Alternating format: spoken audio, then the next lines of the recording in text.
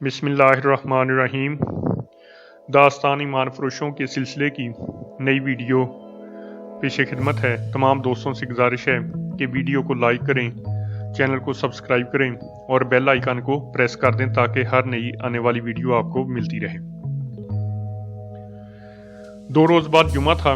قاہرہ کی جامع مسجد کے خطیب کو عیسیٰ الحقاری فقیہ نے کہہ دیا تھا کہ خطبے میں خلیفہ کا نام نہ لیا جائے۔ یہ خطیب ترک تھے جن کا پورا نام تاریخ میں محفوظ نہیں۔ وہ امیر العالم کے نام سے مشہور تھے۔ اس دور کے دستاویزی ثبوت ایسے بھی ملے ہیں جن کے مطابق خطیب امیر العالم نے کئی بار اس بدعت کو ختم کرنے کے عزم کا اظہار کیا تھا، اور یہ انہی کی کوششوں کا نتیجہ تھا کہ خلیفہ کا نام خطبے سے حذف کیا گیا۔ ایک روایت یہ بھی ہے کہ صلاح الدین ایوبی کو امیر العالم نے ہی مشورہ دیا تھا کہ اس بدعت کے خاتمے کے احکام جاری کریں، اور 2 وقائے نگار اس کا صحرا عیسیٰ الحقاری فقیہ کے سر باندھتے ہیں۔ ہو سکتا ہے یہ منصوبہ خطیب امیر العالم اور مذہبی امور کے مشیر عیسیٰ الحقاری فقیہ کے پیش نظر بھی ہو، لیکن صلاح الدین ایوبی کی گفتگو کی جو دستاویزات مل سکی ہیں ان سے پتہ چلتا ہے کہ یہ دلیرانہ قدام سلطان ایوبی کا ہی تھا۔ بہرحال اس میں کوئی شک نہیں رہتا کہ اس وقت سچے مسلمان موجود تھے۔ خطیب امیر العالم نے خطبے میں خلیفہ کا نام نہ لیا۔ جامع مسجد میں صلاح الدین ایوبی درمیانی صفوں میں موجود تھا۔ علی بن سفیان اس سے تھوڑی دور کسی صف میں بیٹھا تھا۔ سلطان ایوبی کے متعدد دیگر مشیر اور معتبر بکھر کر عوام میں بیٹھے تھے تاکہ ان کا رد عمل بھانپ سکیں۔ علی بن سفیان کے مخبروں کی بہت بڑی تعداد مسجد میں موجود تھی۔ خلیفہ کا نام خطبے میں سے غائب کرنا ایک سنگین اقدام نہیں بلکہ خلافت کے احکام کے مطابق سنگین جرم تھا۔ اس کا ارتکاب کر دیا گیا۔ سربراہوں میں سے اگر کوئی مسجد میں نہیں تھا تو وہ خلیفہ العاضر تھا۔ نماز کے بعد سلطان ایوبی اٹھا، خطیب کے پاس گیا، ان سے مصافحہ کیا، ان کے چوہے کا بوسہ لیا اور کہا، اللہ آپ کا حامی و ناصر۔ خطیب امیر العالم نے جواب دیا، یہ حکم صادر فرما کر آپ نے جنت میں گھر بنا لیا ہے۔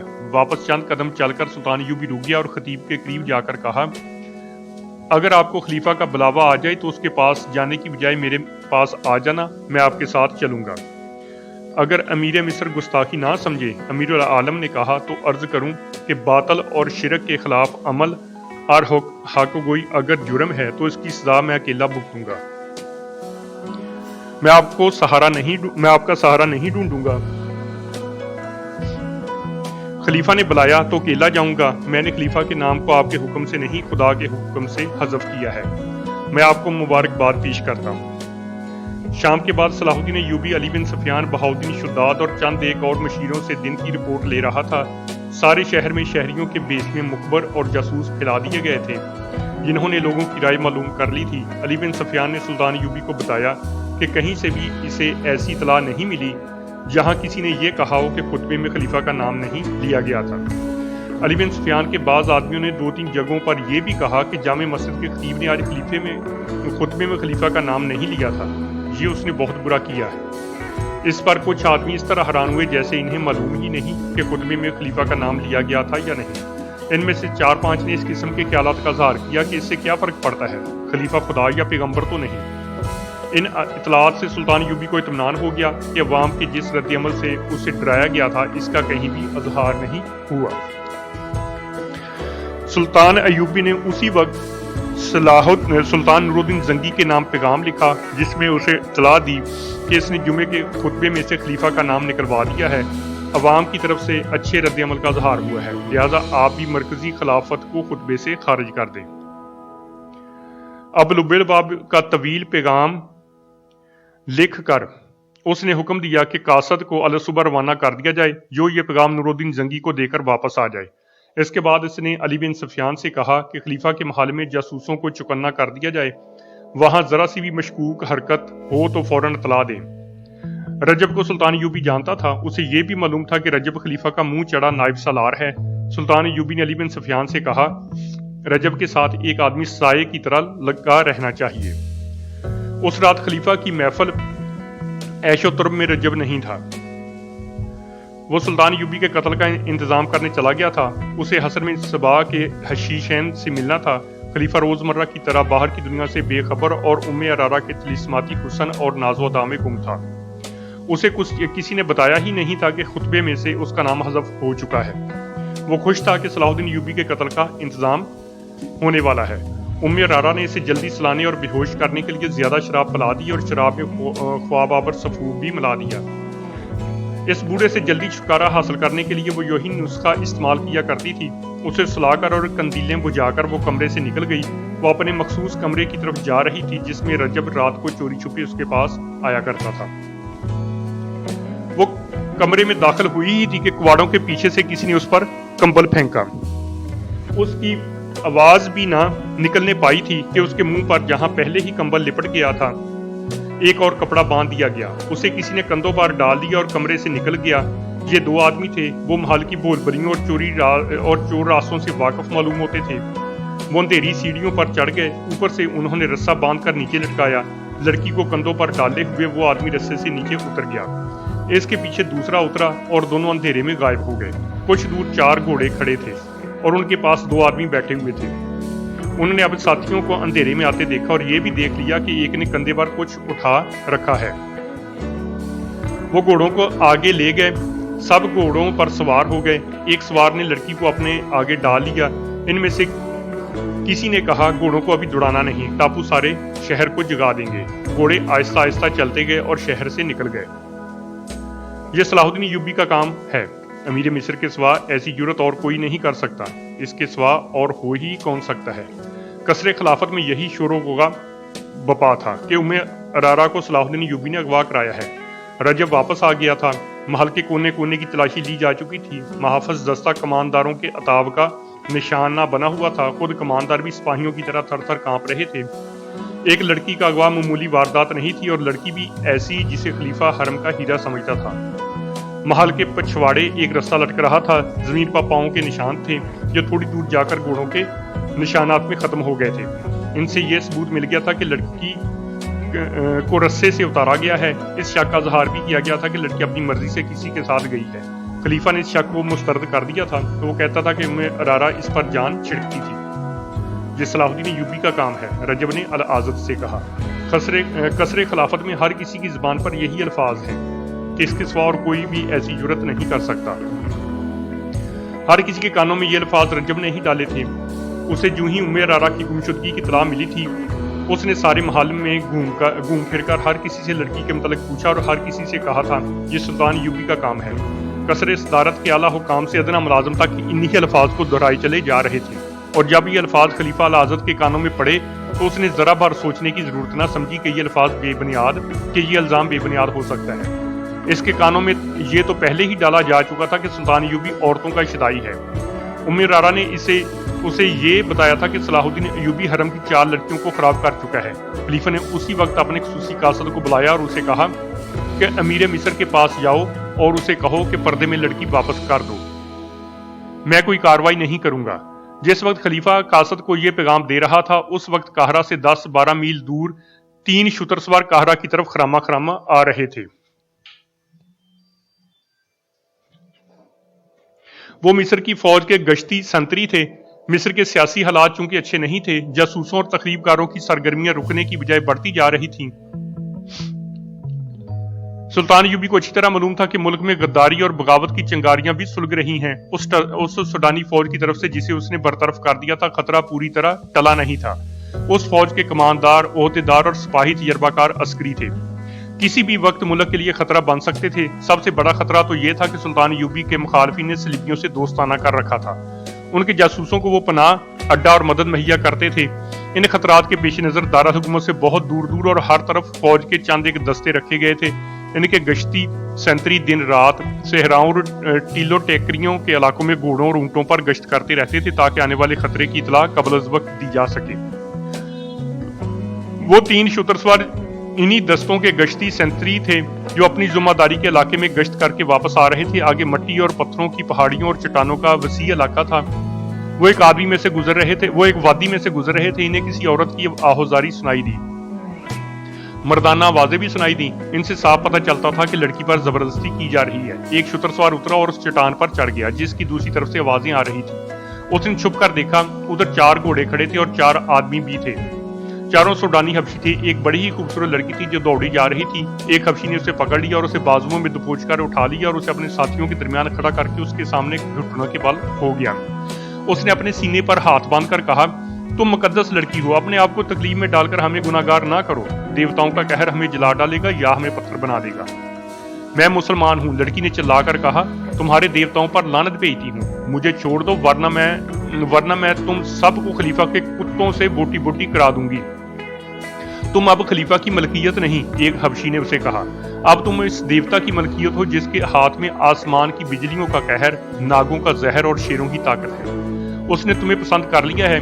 अब जो कोई तुम्हें इससे छीनने की कोशिश करेगा उसे सहरा की रेत जलाकर राख कर देगी। एक हबशी ने दूसरे से कहा, मैंने तुम्हें कहा था कि यहाँ ना रुको, मगर तुम आराम करना चाहते थे।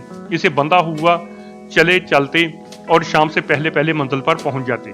क्या हमारे घोड़े थक नहीं गए थे? हबशी ने जवाब दिया, हम सारी रात के जागे हुए नहीं थे, इसे फिर बांध लो और चलो। उसने लड़की को दबोच लिया। अचानक इसकी पीठ में एक तीर उतर गया। उसकी गिरफ्त लड़की से ढीली हो गई। लड़की उसे धक्का देकर भागने लगी तो दूसरे आदमी ने उसे पकड़कर घसीटा और घोड़ों की ओट में हो गया। एक और तीर आया जो एक आदमी की गर्दन में लगा। वो आदमी बुरी तरह तड़पने लगा। जिस आदमी ने लड़की को पकड़ा था वो घोड़े की बाग पकड़कर लड़की और घोड़े को निशेबी जगह ले गया जो बिल्कुल करीब था। एक हबशी और भी रह गया था, वो भी दौड़कर निशेब में उतर गया। ये तीर उस चुतर सवार संतरी ने चलाए थे जो चट्टान पर चढ़ गया था। उसने बाद में जो बयान दिया उसमें इसने कहा था कि वो देवताओं के नाम से डर गया था, लेकिन लड़की ने जब ये कहा कि मैं मुसलमान हूं और मैं देवताओं पर लानत भेजती हूं तो संतरी का ईमान बेदार हो गया। लड़की ने जब खलीफा का नाम लिया तो संतरी समझ गया कि ये हरम की लड़की है। उसका लिबास, उसकी शक्ल सूरत और उसकी डेल डोल बता रही थी कि ये मामूली दर्जे की लड़की नहीं, इसे अगवा किया जा रहा है और उसे सूडान में ले जाकर फरोख्त किया जाएगा। संतरी को यह मालूम था कि थोड़े दिनों बाद सूडानी हबशियों का एक मेला लगने वाला है जिसमें लड़कियों की खरीदो फरोख्त होती है। फौज को सुल्तान यूबी ने यह हुक्म दे रखा था कि औरत की इज्जत की हिफाजत की जाएगी। एक औरत की इज्जत को बचाने के लिए 1 दर्जन आदमियों के कत्ल की भी इजाजत थी। संतरी ने ये सारी बातें सामने रखकर फैसला कर लिया कि इस लड़की को बचाना है। इसने 2 तीर चलाए और 2 हबशी मार डाले। उसने गलती ये की कि बाकी 2 हबशियों को पकड़ने के लिए नीचे उतराया। उसे अपने ऊंट पर सवार हुआ, अपने साथियों को बताया कि बुर्दा फरोशों का ताकब करना है। वो तीनों ऊंटों को दौड़ाते दूसरी तरफ गए, मगर उन्हें चट्टान का चक्कर काट कर जाना था। उसने ये भी ना सोचा कि ऊंट घोड़े का ताकब कर सकता है या नहीं। इन तीनों में से तीर कमान सिर्फ इसी संतरी के पास था, बाकी 2 के पास बर्छियां और तलवारें थीं। वो उस जगह पहुंचे जहां लड़की और हबशियों को देखा गया था, तो वहां 2 लाशों के सिवा कुछ भी ना था। सूडानी हबशी लड़की को भी ले गए थे और अपने मरे हुए साथियों के घोड़ों को भी। शुतर सवारों ने ताकब में ऊंट दौड़ाए, लेकिन वो टीलों और चट्टानों का इलाका था। रास्ता घूमता और मुड़ता था। उन्हें भागते घोड़ों के टापू सुनाई दे रहे थे जो दूर हटते गए और खामोश हो गए। शुतर सवारों ने दोनों लाशें ऊंटों पर लादी और वापस आ गए। इन्हें मालूम था कि ये लाशें किसकी हैं। ये आम किस्म के बुर्दा फरोशों की भी हो सकती थी। इन्हें उठा लाना जरूरी ना था, लेकिन लड़की खलीफा की मालूम होती थी, इसलिए लाशें उठाना जरूरी समझा गया ताकि ये मालूम हो सके कि वाह करने वाले कौन हैं। सलाहुद्दीन अय्यूबी परेशानी और गुस्से के आलम में टहल रहा था। कमरे में उसके मशीर और मोतमिद बैठे थे। ये उसके दोस्त भी थे। वो सर झुकाए बैठे थे। सुल्तान अय्यूबी अपने आप को हमेशा काबू में रखता था, लेकिन वो कभी जज्बाती नहीं हुआ था। वो गुस्सा पी जाया करता था और जहन को पूरी तरह काबू में रखकर सोचा और फैसला किया करता था। ऐसे हालात ने भी उसे आजमाया था जिनमें जाबर जंगजू भी हथियार डाल दिया करते थे। वो मुहासरों में भी लड़ा था और इस हाल में भी मुहासरे में रहा था कि इसके सिपाही के हौसले टूट गए थे। किले में खाने पीने के लिए भी कुछ ना रहा था और सिपाहियों के तुर्कश भी खाली हो गए थे। इसके सिपाही इस इंतजार में थे कि वो हथियार डालकर इन्हें इस अजियत और मौत से बचा लेगा, लेकिन सुल्तान अय्यूबी ने सिर्फ अपना हौसला ही मजबूत ना रखा बल्कि सिपाहियों में भी नई रूह फूंक दी। मगर उस रोज सुल्तान अय्यूबी को अपने ऊपर काबू नहीं रहा था। चेहरे पर गुस्सा भी था और घबराहट भी। यही वजह थी कि सब खामोश बैठे थे। आज पहली बार मेरा दिमाग मेरा साथ छोड़ गया है, उसने कहा। क्या यह मुमकिन नहीं कि आप खलीफा के इस पैगाम को नजरअंदाज कर दें? उसके नायब सालार अन्नासर ने कहा।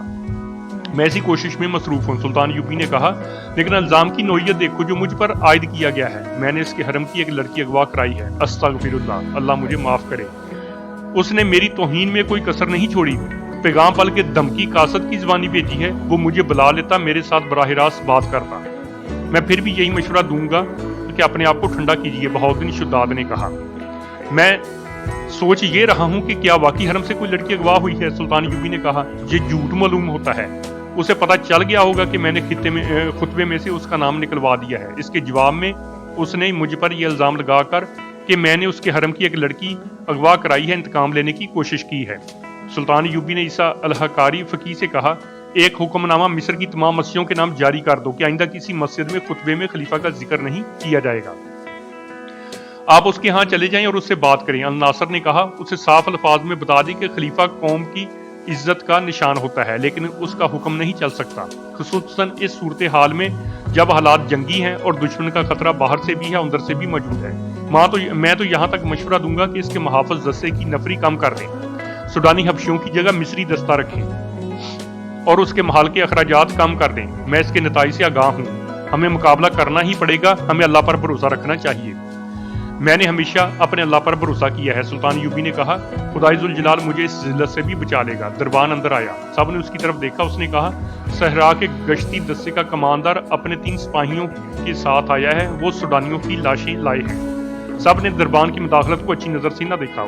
उस वक्त सुल्तान यूबी बड़े ही अहम और खुफिया इजलास में मसरूफ था, लेकिन सुल्तान ने दरबान से कहा, उन्हें अंदर भेज दो। सुल्तान यूबी ने अपने दरबान से कह रखा था कि जब इसे कोई मिलने आए वो इसे तला कर दे, और अगर रात उसे जगाने की जरूरत महसूस हो तो फौरन जगा ले। सुल्तान कोई बात और कोई मुलाकात अल्तवा में नहीं डाला करता था। ओहदेदार अंदर आया, उसका चेहरा गर्द से अटा हुआ और थका थका नजर आता था। सुल्तान यूबी ने उसे बिठाया और दरबान से कहा कि उसके लिए पीने के लिए कुछ ले आओ। ओहदेदार ने सुल्तान को बताया कि इसके गश्ती संतरियों ने 4 सूडानी हबशियों से एक मुगविया लड़की को छुड़ाने की कोशिश में 2 को तीरों से मार डाला है और वो लड़की को उठाकर भाग गए हैं। ओहदेदार ने बताया कि संतरियों के बयान के मुताबिक लड़की खाना बदोश या किसी आम घराने की नहीं, वो बहुत ही अमीर लगती है और उसने कहा था कि वो खलीफा की मलकियत है। मालूम होता है, सुल्तान यूबी ने कहा, खुदाए जुल जलाल मेरी मदद को आ गया है। वो बाहर निकल गए। कमरे में बैठे हुए सब हाकिम उसके पीछे चले गए। बाहर जमीन पर 2 लाशें पड़ी थी। एक लाश पेट के बल थी, इसकी पीठ में तीर उतरा हुआ था। दूसरी लाश की गर्दन में तीर पैबस्त था। पास 3 सिपाही खड़े थे। उन्होंने अमीर मिस्र को, जो उनका सलारे आला भी था, शायद पहली बार देखा था। वो फौजी अंदाज से सलाम करके परे हट गया। सुल्तान यूबी ने इनके सलाम का सिर्फ जवाब ही नहीं दिया, बल्कि उनसे हाथ मिलाया और कहा, ये शिकार कहां से मार लाए हो मोमनो?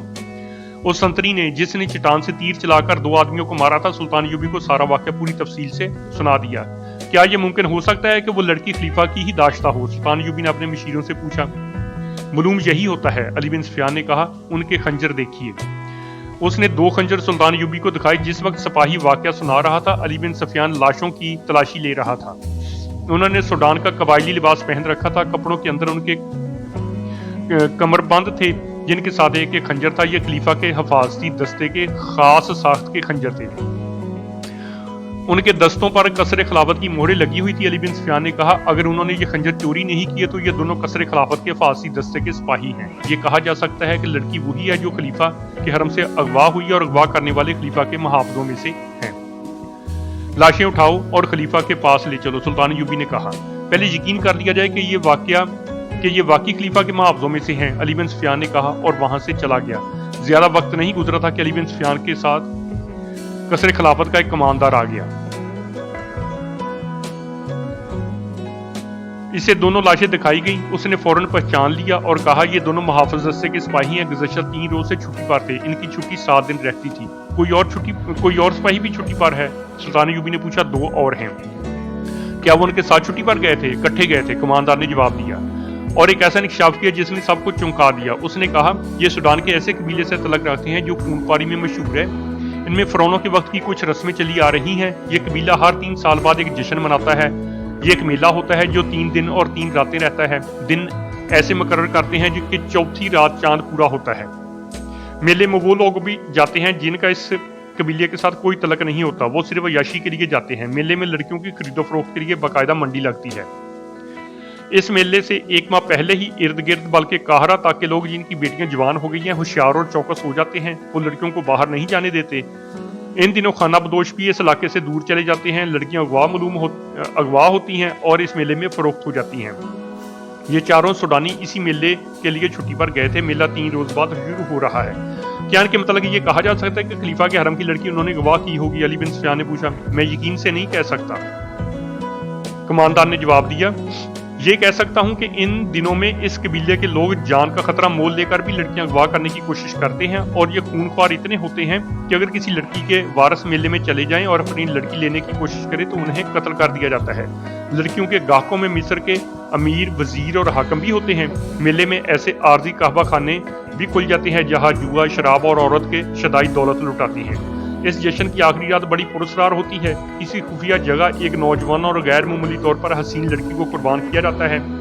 ये किसी को भी मालूम नहीं कि लड़की को कहाँ और किस तरह कुर्बान किया जाता है। ये काम उनका एक मजहबी पेशवा, जिसे हबशी खुदा भी कहते हैं, करता है। उसके साथ बहुत थोड़े से खास आदमी और 4-5 लड़कियां होती हैं। लोगों को लड़की का कटा हुआ सर और खून दिखाया जाता है, जिसे देखकर ये कबीला पागलों की तरह नाचता और शराब पीता है। ये कहानी बहुत सनसनीखेज तरीके से आगे बढ़ रही है। इंशाल्लाह जल्द ही नई वीडियो के साथ दोबारा हाजिर खिदमत होंगे। अल्लाह हाफिज।